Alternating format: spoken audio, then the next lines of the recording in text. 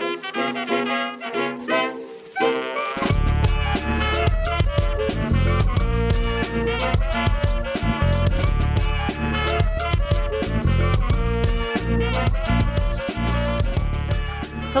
and welcome back to Transylvaniacs, the relentless, unending, occasionally rewarding trek of two friends to watch as many Dracula adaptations as humanly possible.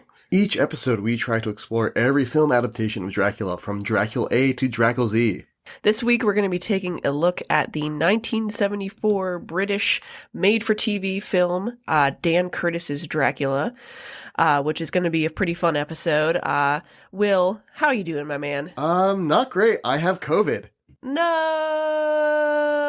And this is your first encounter with the beast herself. As far as I know, this is the first positive test I've gotten in 3 years. Ugh. I've had a couple close encounters in the past where I've just like, I've just felt like shit for a week, but the test came back negative, so, But yeah, as far as I know, this is my first round, so if I sound like shit this episode, I actually have an excuse this week.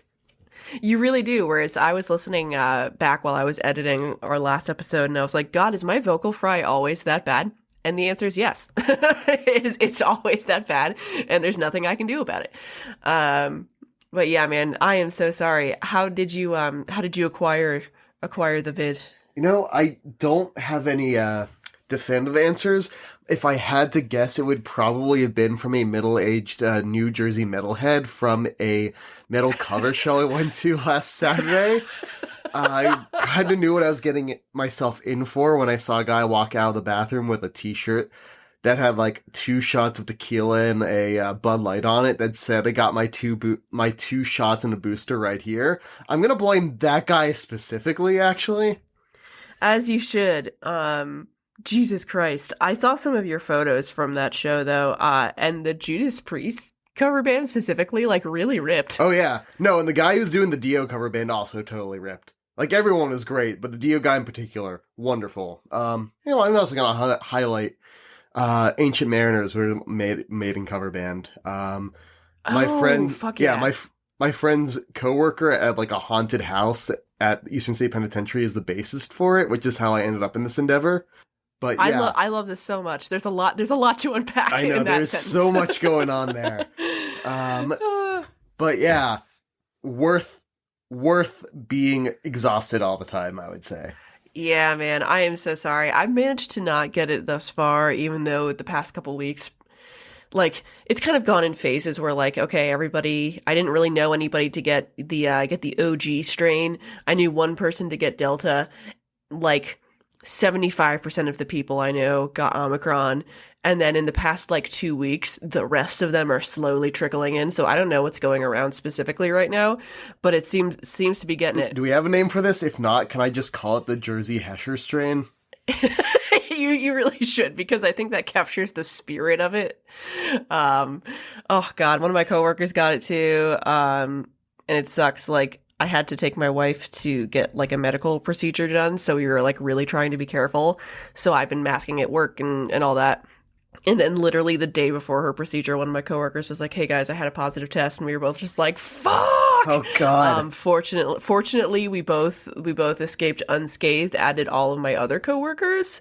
But she got it in Columbus, Ohio, which I would say has a similar energy to New Jersey, strangely enough. Ohio is the New Jersey of Western Pennsylvania.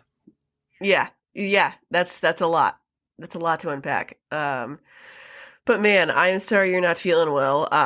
Fortunately, you had some time to sit down and watch this movie. I did. Which, man, spoiler alert, I fucking loved this, my man. This was so good. Yeah, this is a fun time. I cannot wait to unpack this one. All right, well, let's get a little bit into this then, just as a quick introduction. Again, today we're looking at 1974's Dan Curtis's Dracula, which was directed by, you guessed it, Dan Curtis. Some of you might actually, if you're familiar with this film, know it as Bram Stoker's Dracula, which is also the name of the 1992 Coppola film. However, when that film came out, I believe Francis Ford Coppola actually bought the rights to the name Bram Stoker's Dracula, meaning that kind of from then on, this particular work has been known as Dan Curtis's Dracula. And again, made for TV, you can tell, and this is the kind of schlock that I have been waiting for this whole podcast. Do you want to kind of go over the cast and crew with us? Absolutely. So the director is, you guessed it, Dan Curtis. The screenplay for this one was by science fiction horror legend Richard Matheson. If you know I Am Legend, he's the author behind that, as well as a ton of other incredible horror and science fiction stories. The cinematographer for this was Oswald Morris. I normally don't highlight the name of the casting director, but in this case I will, because the casting director's name is Bodie Boatwright Baker. I have that screen cap you sent me that just says, holy fuck, Boaty, Boaty, Boatwright Baker. I'm assuming Bodie is a nickname because his last name is Boatwright. But I like the idea that somebody just named their kid like deadass Bodie Boatwright. I looked her up on IMDb and she is credited there as Bodie as well. No, that's a lot. No that's Christian name given. Her name her name to Christ is Bodie. Oh, man. So, rounding out this cast, we have Jack Palance as Count Dracula. We've got Murray Brown as Jonathan Harker. We've got Penelope Horner as Minna, as they keep calling her in this movie for some reason. Fiona Lewis is Lucy Westenra.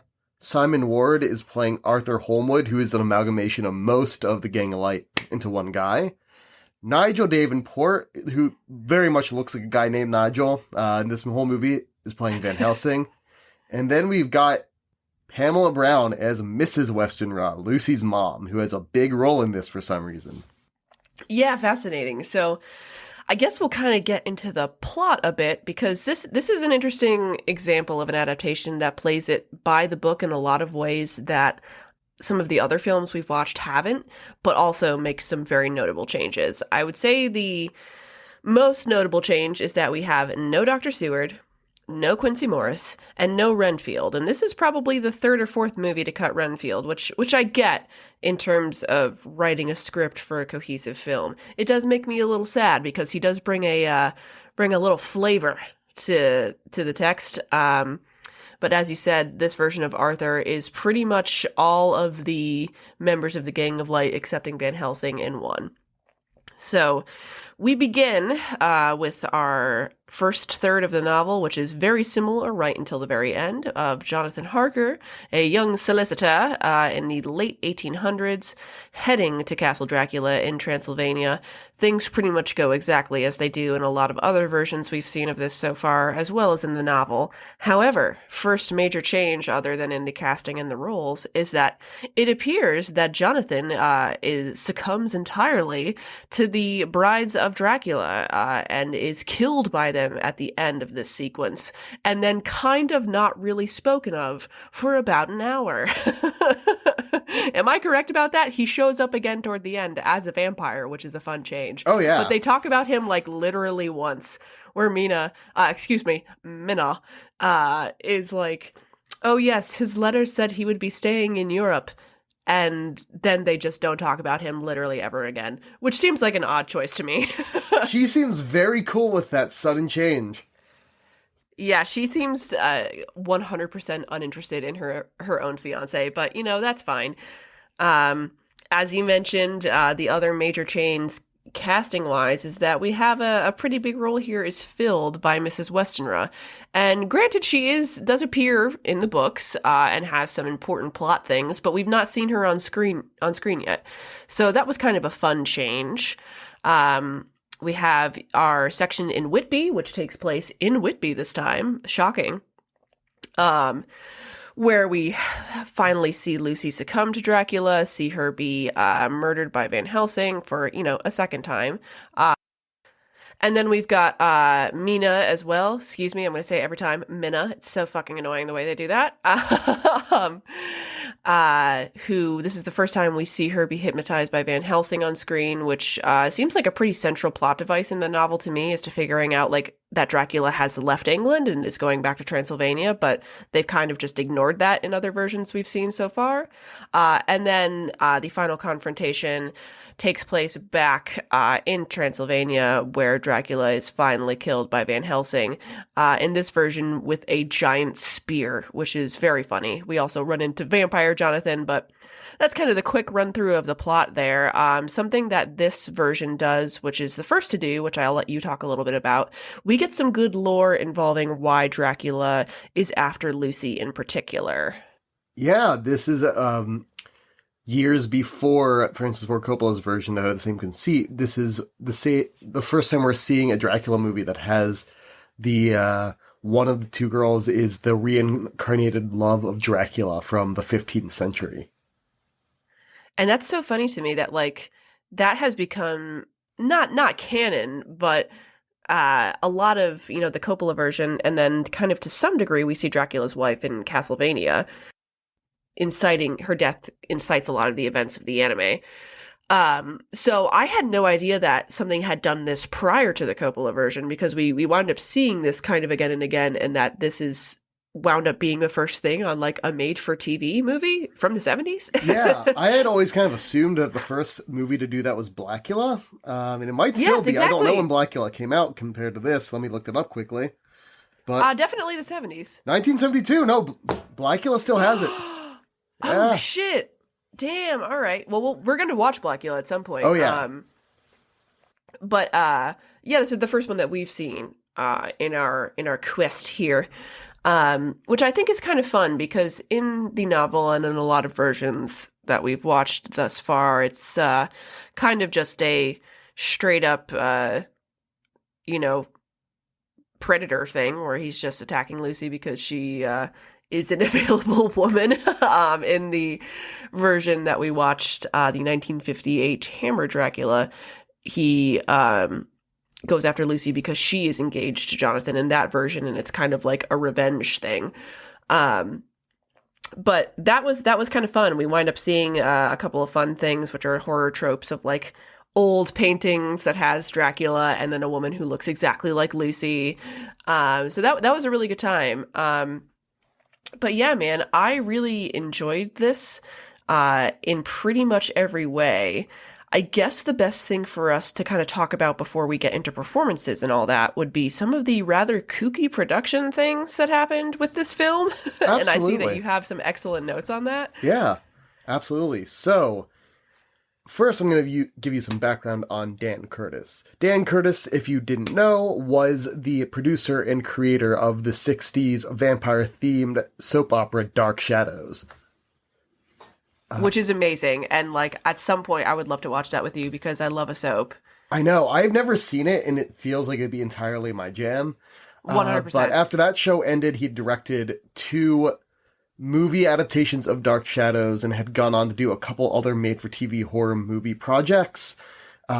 Chief among them was in 1968. He did an adaptation of The Strange Case of Dr. Jekyll and Mr. Hyde with Jack Palance as Dr. Jekyll. And that is what had him front of mind for this adaptation of Dracula. Dan Curtis, with this version, also wanted to make a conscious effort to get away from the Universal movie, the play that had inspired it, and the Hammer Dracula productions, and do something that was very different. To that end, he drew a lot of inspiration from the real life of Vlad the Impaler, which was outlined in a 1972 book called In Search of Dracula, A True History of Dracula and Vampire Legends by Raymond T. McNally and Radu Florescu. Yeah, so the real life of Dracula had kind of just come back into the limelight. There was an article saying that this is the first stuff we really found out about this, but that's definitely not the case, because Bram sort of pieced some stuff together too in the 19th century, but I would imagine this is what brought Dracula's real life back to prominence in popular culture. Originally, definitely. And like, I think that's kind of why you see a lot of Dracula adaptations in the 70s as well. Like, as we've talked about, there's not a ton in the 60s. There's almost nothing in the 80s, but the 70s is jam fucking packed with this. So it must have just been really having a cultural moment. Oh yeah, we were going to be in the 70s for a long time with Dracula. So originally this was broadcast on CBS in February of 1974. after being pushed back from an October 1973 release date that was supposed to have due to Richard Nixon's address regarding the resignation of Spiro Agnew, which seems much less fun. Jack Palance actually, I read this, was glad to be done shooting this role because he felt he was becoming Dracula more than he wanted to. And I saw no follow-up statements to what exactly that means.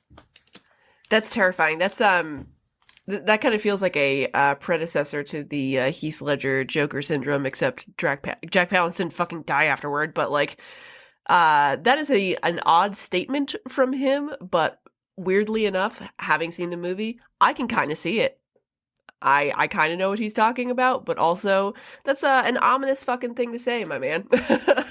Not many people know this, but he also said the same thing after filming City Slickers with Billy Crystal in the 80s. Nice. The film was filmed entirely on location in Yugoslavia and England. I'm particularly highlighting that the Castle Dracula and Carfax Abbey were filmed on location as well, rather than sets, with Castle Dracula filmed at Tracoshan Castle in Yugoslavia and Carfax Abbey at Oakley Court in Berkshire, England. And something that's sort of unrelated, but I thought was pretty fun, is that 2 years before this movie came out, artist Gene Colleen, who was working on Marvel's Tomb of Dracula comic at the time, actually based his version of Dracula off of Jack Palance. So it's kind of some weird kismet that he ended up in this role. Oh, that's wild. I actually kind of want to read that comic now. I read the first volume back in October. It's a fun time. There's a lot of wild stuff, as you might expect from a 70s Marvel comic. It also, unfortunately, it has the first appearance of Blade, and Blade really suffers from, again, being written by white guys in the 70s. Oh, God. Yeah, that doesn't sound great. Quick, like, sidebar, I have been saving for, we're going to be sticking to movies and television for quite some time, but I did buy a copy of Dracula Motherfucker, which seems like doing that correctly, which is like how to do blaxploitation Dracula, but not written by white men. That comic absolutely rules. I'm so excited about it, and it does have your man Quincy in a starring role, so I'm really excited to read it. Oh yeah, that is going to be a good time whenever we get to talk about that. Hell yeah. But yeah, speaking of Jack Palance, for those of you who aren't familiar, he was kind of a like tough guy actor who was known primarily for playing villains. He was in Panic in the Streets, he was in City Slickers, as well as Sudden Fear, and then later in his career, Tango and Cash. So he has a very, how do I say this? Very defined and very strong features. So like he's very recognizable. So I think people would have known that he was in this movie. And I think that it's interesting that this is a made for TV movie, but it kind of feels like the stigma of being a made for TV movie wasn't really there yet in the 70s. Like when you talk about Lifetime movies now, like you're like, oh, like they're low budget and they're shitty. Like they can be fun, but they're not like quote real art. Whereas something that had a budget like this and Jack Palance in it, I think would have had a pretty mainstream draw for the time considering his career. And much like a lot of our other leading men that we've seen, he was asked many times to reprise the role of Dracula, and he always refused, which I thought was interesting. We've seen that kind of just keep happening to our guys who play Dracula, but his appearance in this is definitely iconic, but also a bit of an homage to the Bela Lugosi version, I'd say. He's got the widow's peak and the cape. It's a much different looking Dracula than we've seen the past couple times in our little Christopher Lee excursion that we had there. Yeah, there's a lot of fine evening wear in this. He has an incredible velvet smoking jacket at one point. Yes. Oh, I've been waiting for a smoking jacket, but I guess we had to get to 1974 specifically to see that. In terms of some of our other performances, let's kind of go through our actors here before we start talking about some other things in the film itself. Our first main, as in most of our films here. First person we spend the most time with, other than Dracula, is Jonathan Harker, who in many adaptations winds up being the protagonist in this one, much like the Hammer horror 1958 film. He is disposed of rather unceremoniously, but I actually really enjoyed Murray Brown's performance in this. My main note is that he is giving Mr. Bean. He's got a kind of like bumbling, very just utterly British nature to him, which I think is fun because it is at least some characterization. So many Jonathans wind up being just like wet fucking blankets. So I liked that he brought something a little different to this. Yeah, he's got resting oh my heavens face. Yes, 100%. And there's a couple of really funny moments with him early on where he like borderline direct addresses and like looks just off the camera enough where it kind of feels like he's looking directly into the camera and being like, my God, and just saying, just making exclamations like that, which is really fun. And the kind of goofiness that I like to see from this. Overall, this movie has a great mix where it's constantly walking the tightrope of very silly and having a good time and like actually a good movie. Harker leans much heavier into very silly, but I don't hate it. I thought it was kind of fun. He looks a little bit older than some of our Jonathans. He's just got something going on, and I appreciate that he went for literally anything other than protagonist syndrome. Oh yeah, this is not an AI generated Jonathan Harker for sure. Yeah. Good God. Although I really legitimately think he looks like Mr. Bean, although I might just be racist towards British people. Next up, we have Penelope Horner as Minna. What do you think? I don't know. I wasn't thrilled. I wasn't super thrilled. Yeah, this is like the definition of like, go on girl, give us nothing. Yeah. Yeah, and that disappoints me. I have been waiting for a good Mina since literally Spanish language Dracula. Like, that was the last time we had a Mina that, like, fucking rocked my socks. Whereas this Mina is, once again, weirdly enough, blonde to Lucy's brunette, which is usually the opposite of what we see, is, I think, trying to do a kind of, like, ingenue thing, but it's not really working. What we wind up with is, as you said, go on girl, give us nothing. It's a very bland performance, and I also think she was not written particularly well in terms of the screenplay, which sucks because, again, as you said, Richard Matheson is an incredible writer, but it became fairly clear that he just did not really know what to do with her, which makes me sad considering there's like a lot of really good material for her character. Instead, we just kind of wound up with like your cut and paste like British drama heroine. I don't know. I think what's unfortunate is that a lot of the investigative elements of her character are given to Van Helsing and to Arthur. And so she's left with very little to do in this movie. Right, exactly. And like, you made a note of this, I saw, which is like, this movie is kind of a warning about what happens when you try to condense the Gang of Light into one or two people, is you wind up with like a lot of, they're all very rich characters, even if they don't appear a ton in the novel, but by consolidating them, you kind of take away anything interesting. And then, as you said, giving all of the investigative work to Homeland Van Helsing leaves Mina in the dust. And that's disappointing. Part of what made her interesting is the fact that like she's a woman and she's doing all of the legwork specifically for the men and they respect her for it. But there's almost no interplay between them here. Like they barely talk. Yeah, it feels like the stakes are not really there for them. Right.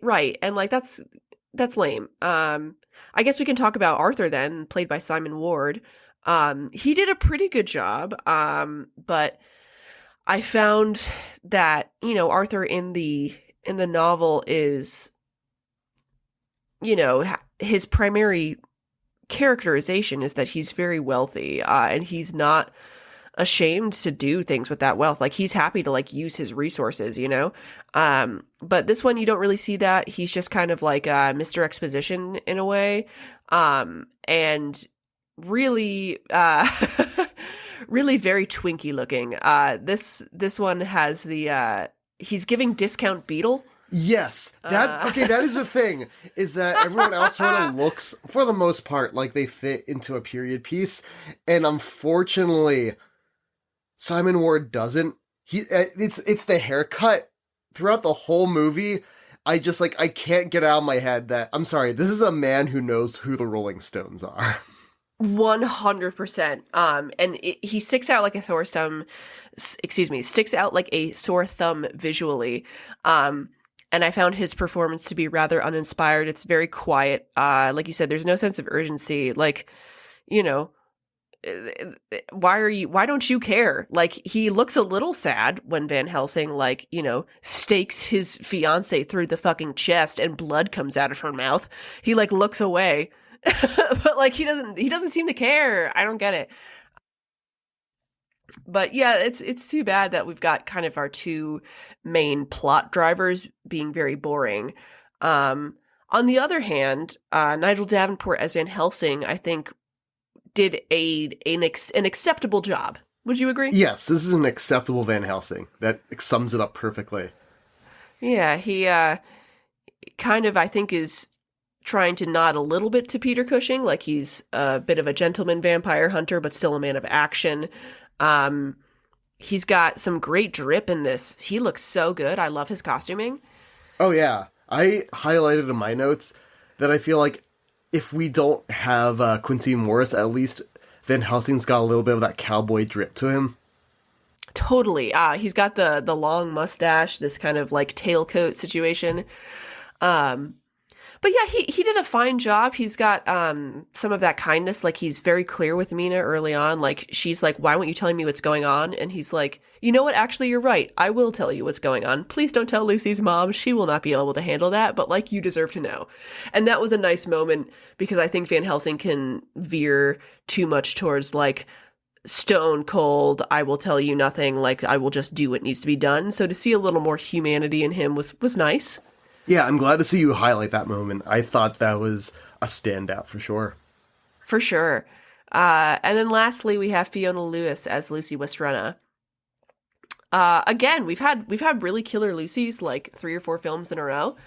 I actually don't think she did that much acting wise, but as you noted specifically, she is there for me to gaze upon, for the female gaze here.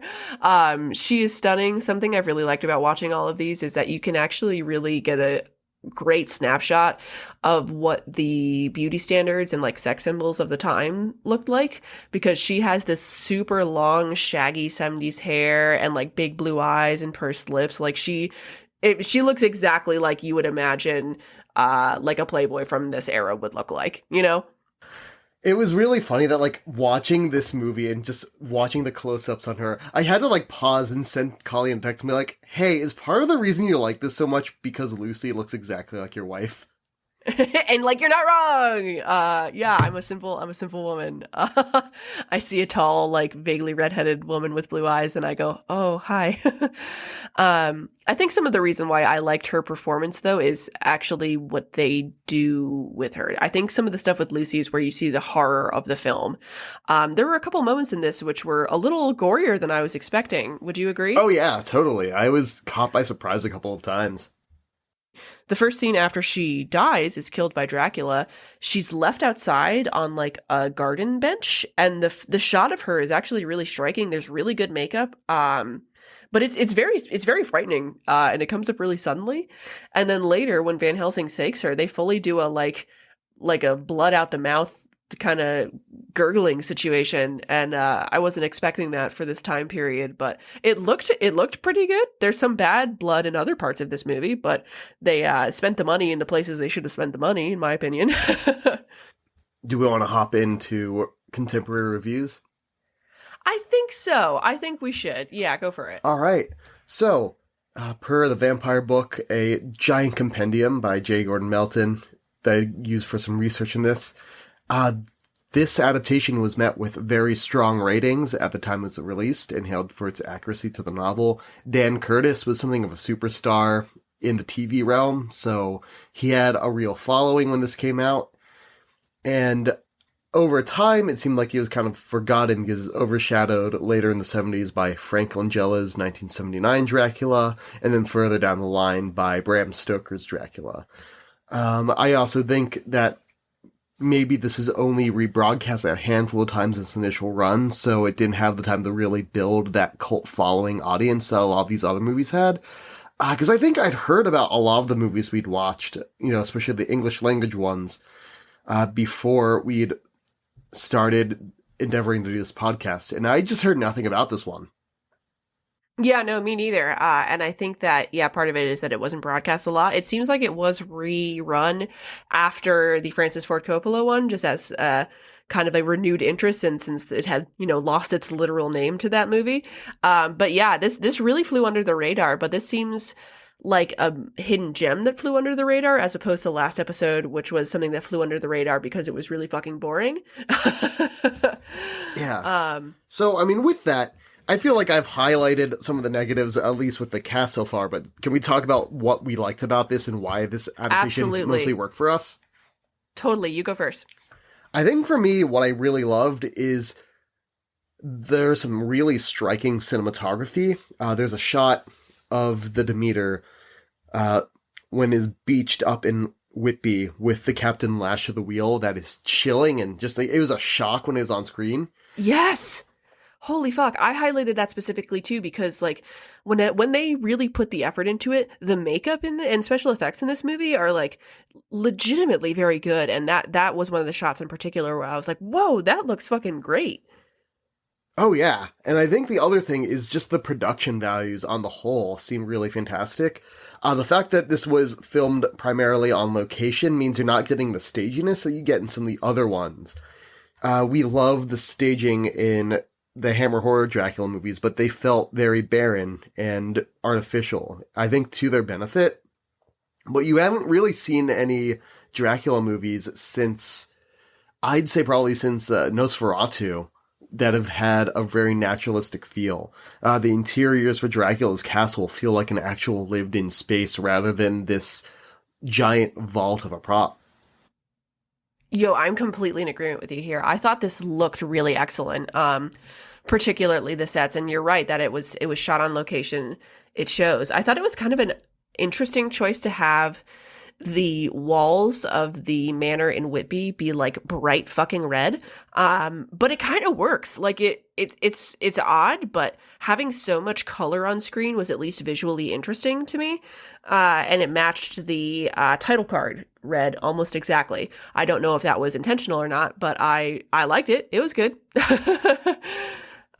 Speaking of cinematography, as you said, I think there was a great, again, walking that tightrope, a great combination of really stunning, beautifully shot location moments, and then the moments of like borderline direct address, Dutch angles, and then like flashbacks and soft focus, which says much more made for TV to me. And that is not a bad thing. Like that is excess that I think works for the movie. No, I think it's great. I feel like it is this really wonderful hybrid of these very classy, almost masterpiece theater production values. All the exterior shots in Yugoslavia have this bright, lush quality to them that is really stunning. And then you have that combined with this almost like 60s Batman Dutch angle thing, and it's really great. Yes. It works so much more than I thought it would. Yeah, it shouldn't work, honestly, but like something they knew what atmosphere they were going for, and they nailed it. Like they are looking camp right in the eye, but not actually doing camp. And I really enjoyed that. The costumes, I will say, just like since we're talking about the visuals, were a little hit or miss for me. I think that we've seen stronger costumes right now, like particularly some of the exterior scenes with like Mina and Mrs. Westenra, kind of look discount BBC to me. They look kind of like, I think I've just spent too much time doing community theater, and that really rang the bell for me. Those look like community theater costumes to some degree. I wish, sorry, like, sometimes you're like, yeah, I've worn that in at any period piece, no matter what the time is. I have worn that. But I thought that the visuals in general and the set design were really excellent. This had really good pacing overall. I think some of the movies we've watched recently have suffered from kind of strange pacing. Whereas this really clipped right along in terms of the writing and dialogue. I did find there to be some kind of odd cuts. Like, we would be watching something and it would cut kind of suddenly to something else, and it felt like it cut the scene short, or that there was no transitory scene in between them. But it wasn't enough to really, really bother me. I was just kind of like, oh, that's a little weird. But it wasn't a deal breaker for me. Let's see. What are some other things that we really liked about this movie? Because, man, I have got a lot. I think you spoke on the visuals, but yeah, go ahead.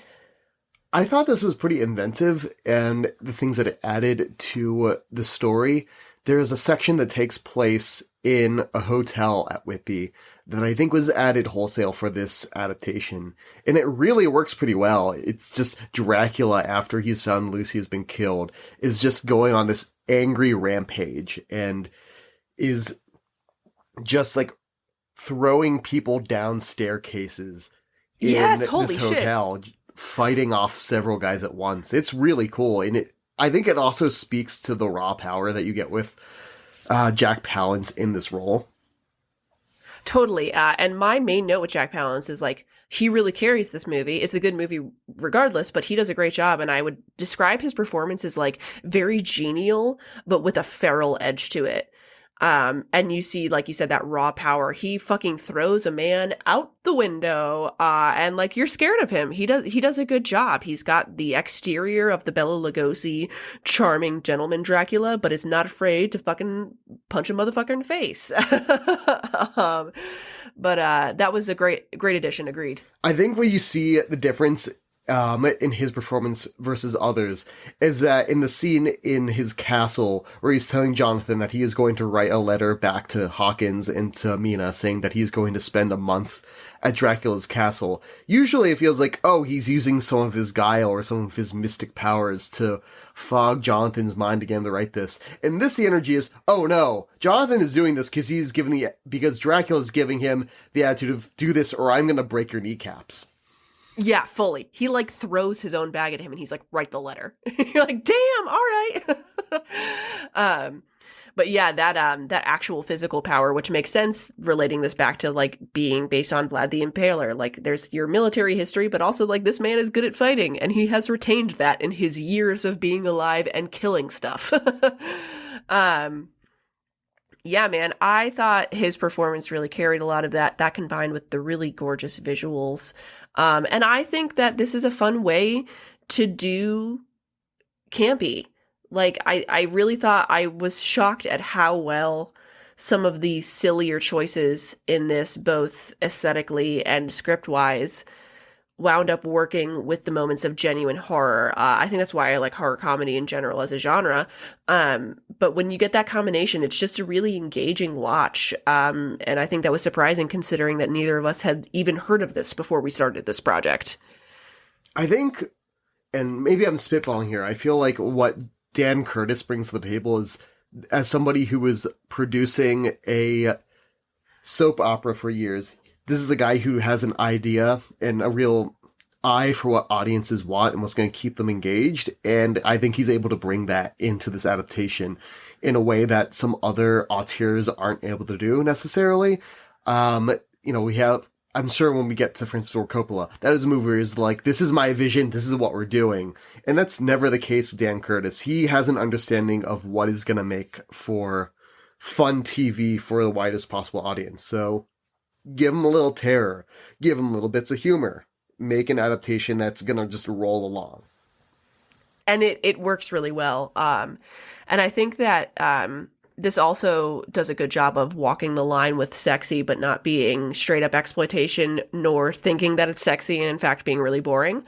I will say, the first time that he and Lucy kiss, it's definitely like a very passionate moment, and you're like, damn, okay. His mouth is really weird. His mouth looks weird. I don't know what he's doing, but it's too open. Listen, it looks weird, right? He was kissing weird, yeah. He was kissing weird. I was like, okay, I get that you're like old and shit, and she looks like your dead wife, but like you're doing you're doing this wrong. What are you doing with your mouth, man? It did a good job because you could tell that like it was obviously a very passionate moment, but that did make me laugh. Later though, something about this adaptation that we haven't seen yet, we've had a couple of things that we are genuinely seeing for the first time, unlike everybody that insists this is the first movie to feature fangs or fucking whatever. This is the first time where we see him forcing Mina to drink from him. Which again, I think is like a pretty important plot point because it's supposed to be very shocking. It's shocking in the novel, and everybody in this adaptation, when they see it happens, you know, they're frozen in terror because it's very lewd. It's not something that they would just like be seeing. Again, however, his chest is unbelievably hairy. Like wildly hairy. It's these just moments of being like, oh shit, I see what they're going for. They're doing something a little sexy. You know what? Never mind. But that was good to see on screen. Finally, again, we see our first on-screen hypnotism of Mina by Van Helsing. And I'm sure there's a couple other things I can't. Oh, first time we hear "Enter freely and of your own will." Oh yeah. Like, I don't think we've actually heard that exact line so far. So I was like, okay, like we're doing a little tour of things that haven't been done before, but I think are pretty important to the actual text. I enjoyed this a lot. In terms of, I haven't talked as much about things that didn't work for me. I think my only main notes were like the ending. I thought the end fight was very silly looking, and that they just walk away from Dracula, who has a spear through him. They literally just exit the frame, and then the camera slow zooms onto the painting, and that's the end of the movie. I thought that was weird. What did you think of that? I thought that fight was a little anticlimactic, especially the part where you have Van Helsing throwing open all the blinds to cast daylight in. It felt a lot like the Hammer version, but with it felt like a lot like the Hammer version, but with far less energy. You don't have that springiness of Peter Cushing leaping and grabbing these tapestries and pulling them down. Right, and then Jack Palance doesn't have the physicality of Christopher Lee either, so he's kind of just like drunkenly stumbling around for what feels like 5 minutes. That was my main letdown. There's some really odd sound cues throughout as well, but like that's just a production issue that I'm like not going to hang on to. But my main like negative note about this is the condensing of the Gang of Light into just boring Beatles Arthur and then the ending fight. But overall, I thought this was a great combination of things to watch and kind of like exactly the mood that I needed this week. You know what I mean? Yeah. This was a really nice change of pace, especially after our Count Dracula 1970. Even though both of these movies use German Shepherds as wolves, this one does it so much better. Oh my God, yes! Yes, German Shepherds again. I was like, wait, this is the second movie in a row where we're just using somebody's dog? There was somebody in Hollywood or in film somewhere who had a lot of German Shepherds who's doing just great business in the 70s. Really, they did a great job. There was also a moment, I think in the hotel sequence that I wanted to highlight. I guess we'll just kind of move on to random things that I want to talk about that I could not figure out anywhere else. Is that a, quote, wolf, a German Shepherd, jumps through a window and attacks Arthur for a very long time. And is like gnawing at him, and then Arthur shoots it, and there's the worst fake blood I've ever seen on top of a German Shepherd pretending to be a wolf. That hit exactly. I was like, that's the kind of fucking goofy shit I like to see. That was actually made me laugh out loud when I saw it when I saw it happen. I also was confused as to why all of the men in this movie had a gun. Like, I don't know, it seemed a little anachronist to me that like everyone would have a gun in Everyone like is just packing 1800s heat. England. Yeah. Everybody is fucking packing heat in this. Was surprised by that.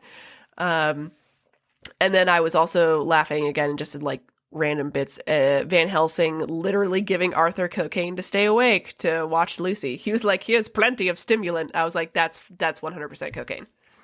Hold on, let me do a bump of that myself, just for, yeah. Yeah, exactly. Van Helsing doing like a key bump off of a rosary. Anyway. Holy shit. What a sentence. I'm going to have somebody draw that for me because that's fucking hilarious. Wow, our merch store is going to be insane. Truly unhinged. I am excited about it. Did you have any other like little weird bits you wanted to get to before we start getting into our rankings and such? I thought it was really cool that we had the zoo and the zookeeper from the book in this, even though the zookeeper just gets destroyed. Utterly wrecked. But yeah, we haven't seen that yet. That's something else that I should have mentioned before. But man, that was good. Yeah, this is a really fun one. Really fun stuff. So I guess the main question is, where the hell are we putting Jack Palance in terms of our leading men?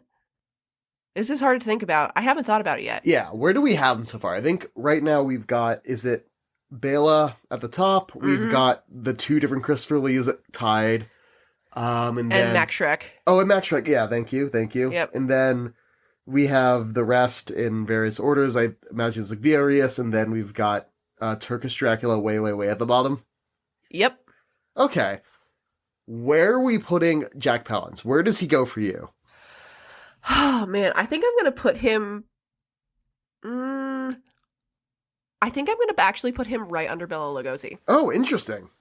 Yeah, I think I really thought his performance was fucking weird. But I could also be convinced to put him right under Christopher Lee. I love Christopher Lee, but something about this hit a little harder for me in some ways. Okay. I think it was that combination of the very suave masculine Dracula with like actual feral, like literal monster Dracula. I thought it was fun. What about you? I don't know if I liked him as much as I like Christopher Lee's two performances. That's valid. You do get... It's funny because I feel like you kind of get somewhere in the middle between those Lee performances. You've got that feral energy of Horror of Dracula, Christopher Lee, and you've got that sort of classical book version that you get in Count Dracula from 1970. Mm-hmm. So you sort of have him as this full package, and maybe you've talked me into this. Maybe you're right. Yeah. Okay, now that I'm thinking about this, all right, you got it. He combines those two. Yeah, he's gonna go under Bela. Oh my god, I am so excited. Thank you for letting me convince you. But I think you're right though. I think he really splits the Lee performances like almost exactly down the middle. And I guess in terms of our like ranking of this Dracula, I would put him a little more towards monstrous, but with a dash of gentlemanly. Yeah. I don't really think this is a sexy Dracula necessarily. No, and most of that is because of the weird way he kisses, man. I don't like it. Yeah. That's the thing, is like, even if like the rest of the like, listen, I have been in situations where I've kissed somebody and then it's like, oh, you kiss weird, I am out of this. Yeah, exactly. Sometimes it'd be like that. Alas. But yeah, really, really great stuff. Particularly enjoyed this go around. Nice change of pace. But I am looking forward to kind of moving on to what we'll be doing next. We've got a couple of options of what we're going to be doing. So I'm not sure exactly what's going to be next for us, but it will either be the 1967 Pakistani film Zindalash, or it will be the 1977 Count Dracula, which is another made-for-TV movie that aired on the BBC. So it kind of depends on if we want to roll with our like tacky TV time or like go back to a foreign film because we haven't done one for a while. But I'm looking forward to that. What's your note of mine, William? Oh my gosh! Wait, Oh, here it is. The shipping company montage is literally what it's like to work in admin. Okay, listen. There is a moment where they are trying to find the boxes of dirt, and Van Helsing and Arthur go to 3 separate places, and they say, oh, that's been taken up by so-and-so shipping company, and then they go to that shipping company, and they're like, oh, that was picked up just earlier by so-and-so shipping company, and then it happens 4 fucking times, and I'm like, that is the life of working in admin. That is what I did when I worked at a robotics firm, and I was shipping stuff. That is what I was doing. Like, I was looking for shit constantly. I was sending shit to places constantly, and it would take forever to get there. But yeah, that hit home a little bit. Just gritting your teeth through that whole set piece. Good God, yes. I was like, oh, this hurts. My note of yours is time to relax to the spooky music box in my spiderweb office.